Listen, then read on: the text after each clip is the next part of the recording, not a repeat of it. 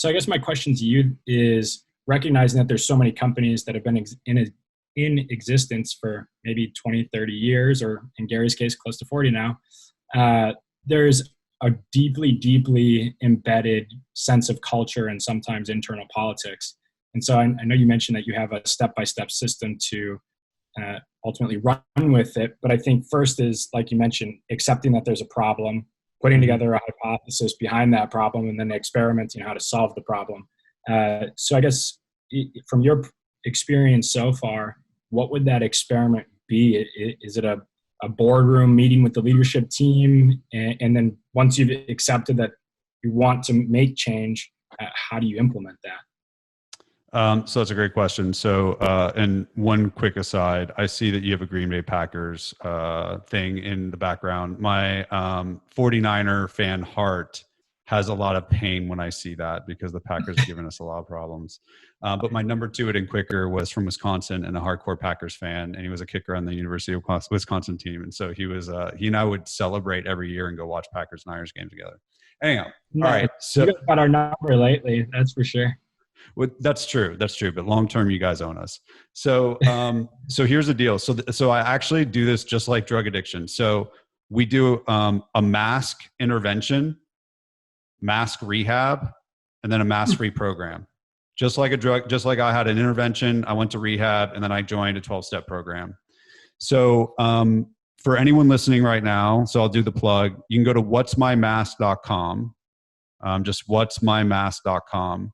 And what we have created is a mask assessment that we have administered to now over 1,500 leaders, from companies like Google and Dell and Global Payments, to startups, to nonprofits, CEOs, to frontline employees, entrepreneurs. And what it does is, in 5 minutes, you can identify which of the 4 masks is holding you back. And there are 4 masks. So saying yes when you could say no, hiding a weakness, avoiding difficult conversations, and holding back your unique perspective. We started with a hypothesis that there were 50 or more masks, but as we started to administer this assessment, we started to look at the trends, and we were able to eventually boil it down to these 4 masks. And 90% of leaders are wearing these masks, and they're costing them 500 hours a year. And so people go, well, is that really true? Like, how, that just sounds like talk. So the first step is, the intervention is like when I go do a keynote, or I'm doing a podcast here or whatever, I call that the intervention. That's, hey, there's a problem, and it's mask addiction, and it's costing you 500 hours a year. And that's based off of the data that we get from this assessment. And so, because in order to address a problem, you have to first accept that you have one. And then the next thing is, you have to go through mask rehab. And so that is a process that we take people through, where we help them identify where in their life, both personally and professionally, they're wearing masks. And then we have them go through a specific process that's similar to what I went through in 12-step recovery to identify.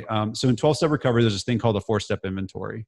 It's called a Searching and Fearless Moral Inventory. And essentially we do the equivalent for people when they want to be a more authentic leader, where we have a step-by-step process where they are able to identify who they wear masks with and what it costs them, both professionally and personally, in terms of time and in terms of non-time, could be financial.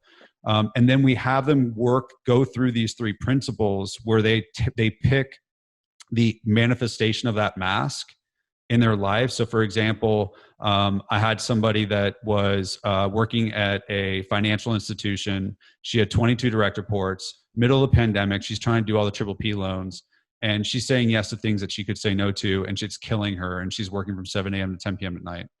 So what we do is we illuminate what all the costs are. So now she's in mask rehab, and then we teach her how to work the mask-free program, and that allows her to go through these steps.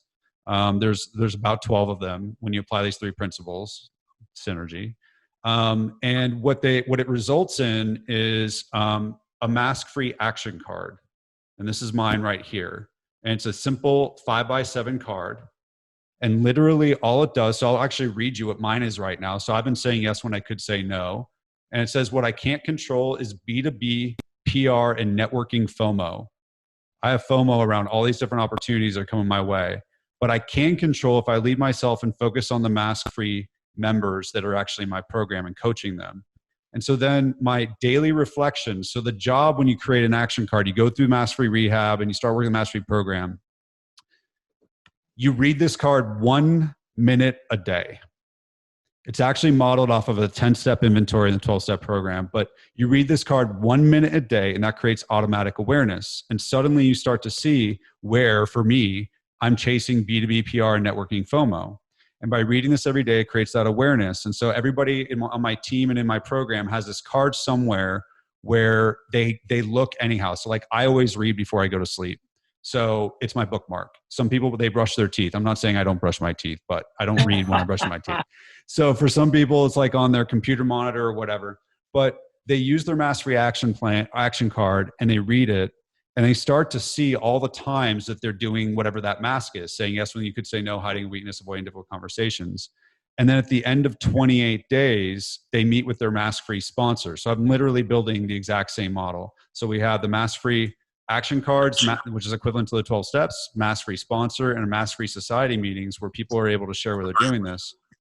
And so if you wanted to have somebody like be able to actually become a mask-free leader, they would have their intervention, take the assessment, what'smymask.com. They would go to Mask Rehab, where they go through applying these 3 principles into an action card. And then they would join the Mask Free program, where they work with a sponsor and they get to share their progress in a society of other people that are applying these 3 principles. And then for that woman that I talked about that was working from 7 a.m. to 10 p.m., by the end of that 28-day period, she was stopping work at 6 and she was saving 60 hours a month.